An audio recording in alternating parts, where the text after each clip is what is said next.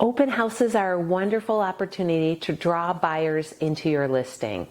Every person that comes through is an opportunity to sell them that house or another home, or perhaps sell their home if they're a neighbor.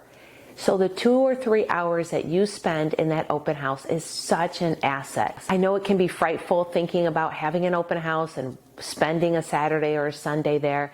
It is not, though. If you can think of it as an opportunity, as an asset, it would do wonders for your business. It is much better than cold calling in that you actually have buyers and or sellers that are interested in making a move in a purchase.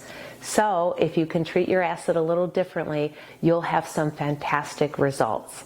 This is Dawn Connors at Mortgage One, providing fantastic mortgage solutions and real estate agents some ideas this spring selling season to get your listings moving and to attract more buyers.